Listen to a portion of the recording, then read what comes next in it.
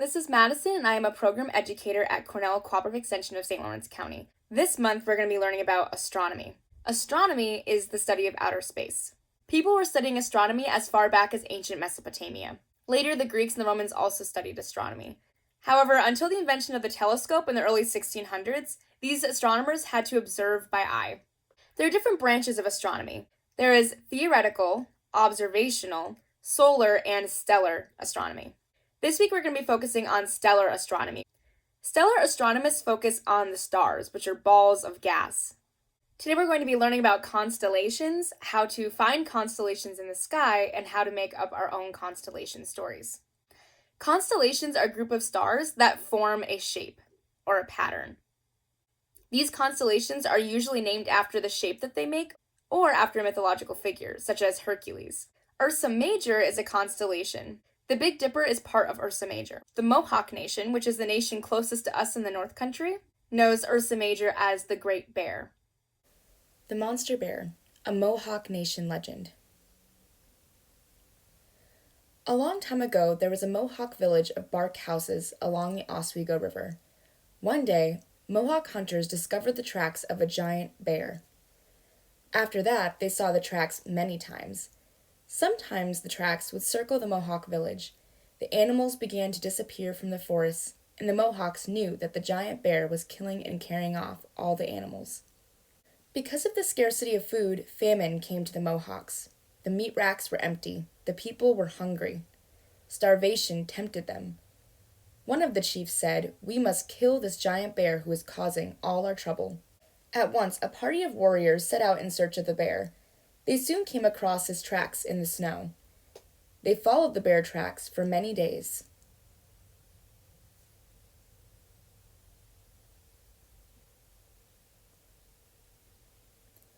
They finally came upon the huge beast. At once, the air was filled with the arrows of the warriors. To the surprise and dismay of the Mohawks, the arrows failed to pierce the thick hide of the bear. Many broken arrows fell from his tough skin. At last, the angry bear turned and charged the hunters who fled but were soon overtaken. Most of them were killed. Only 2 hunters escaped, and they returned to the village to tell the sad tale. The 2 hunters told the council of the Great Bear. They told what happened to the war party. Party after party of warriors set out to destroy the Great Bear, but they always failed. There were many battles fought between the bear and the warriors. Many warriors were slain. As time went on, more and more deer vanished from the forest. The smoking racks were empty. The people became very thin because of the lack of food. Starvation caused many to become sick. The people were filled with fear, and their hungry bodies crept close to the fire at night. They feared the Great Bear, whose giant tracks circled their town each night. They feared to leave their village because they could hear, coming from the darkness of the forest, the loud cough of the Great Bear. One night, 3 brothers each had a strange dream. On 3 successive nights, they had the same vision. They dreamed they tracked and killed the giant bear. They said, the dream must be true. So, getting their weapons and scanty supply of food, they set out after the bear. In a little while, they came across the tracks of the great beast. Quickly, they followed the trail, their arrows ready. For many moons, they followed the tracks of the bear across the earth. The tracks led them to the end of the world. Looking ahead, they saw the giant beast leap from the earth into the heavens. The 3 hunters soon came to the jumping-off place. Without hesitation, the 3 of them followed the bear into the sky. There in the skies, you can see them chasing the bear during the long winter nights. In the fall of the year, when the bear gets ready to sleep for the winter, the 3 hunters get near enough to shoot their arrows into his body. His dripping blood caused by the wounds from the arrows turn the autumn leaves red and yellow, but he always manages to escape from the hunters. For a time after being wounded, he is invisible. He afterwards reappears. When the Iroquois see the Great Dipper in the sky, they say, "See, the 3 hunters are still chasing the Great Bear." A Mohawk legend.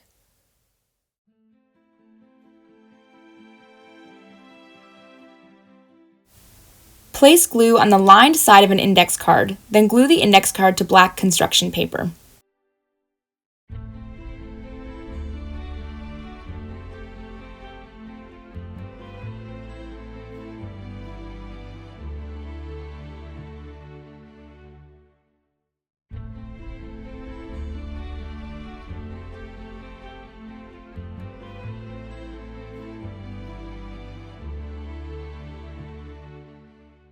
Cut the black construction paper so that it leaves a border around the index card.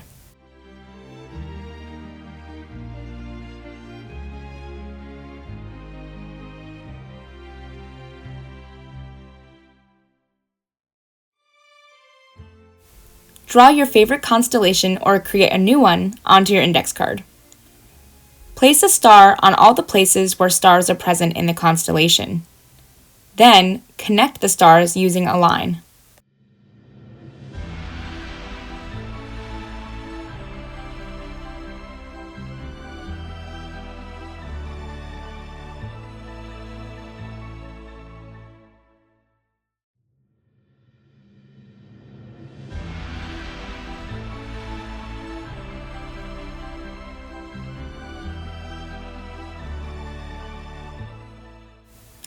Grab a single hole punch, then punch a hole into each star.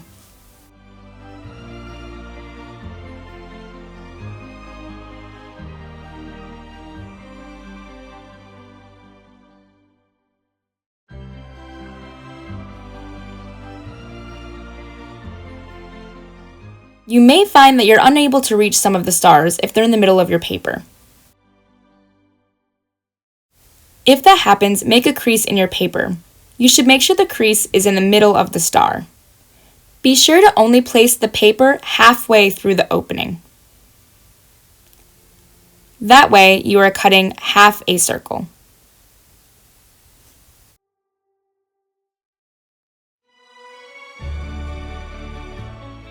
When you unfold the paper, you will have a full circle.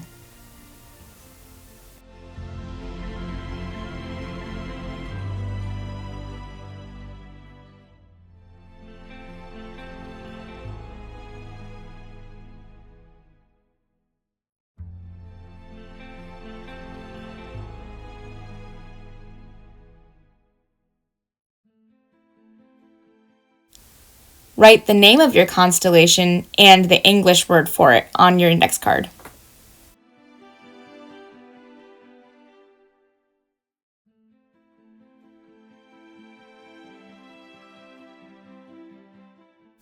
Turn off the lights, turn your index card parallel to the ground, and shine a flashlight up to the ceiling from below your index card. Your constellation should be on the ceiling.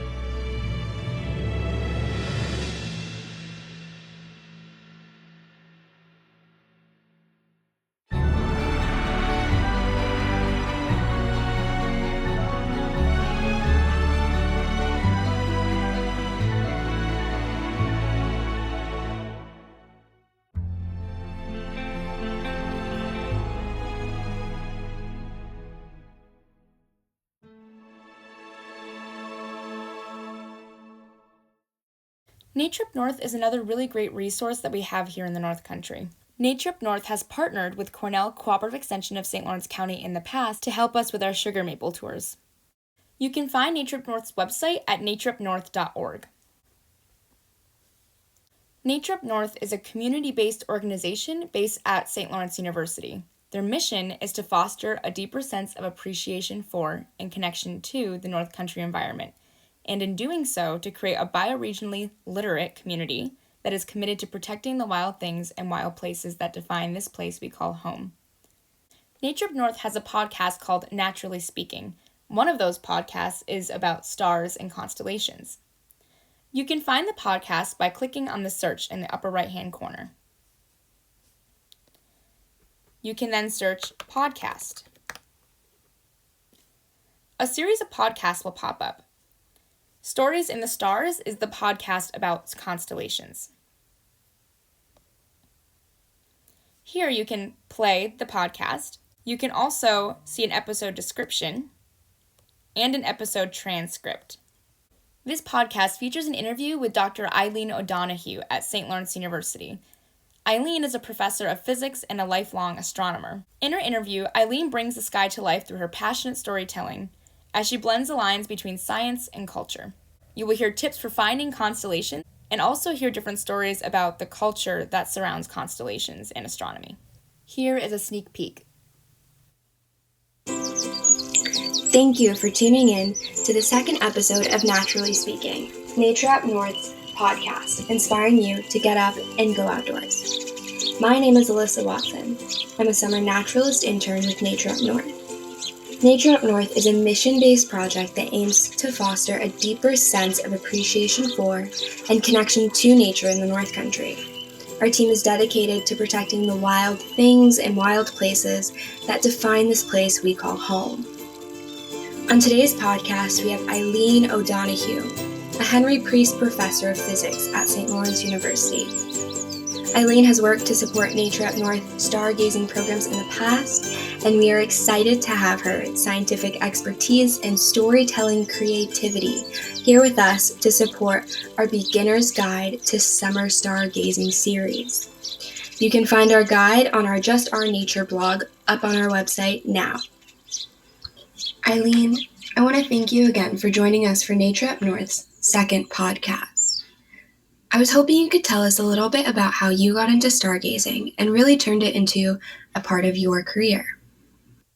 I always enjoyed looking at the sky, but I grew up in the city, so I didn't really get to know the constellations until I went to college.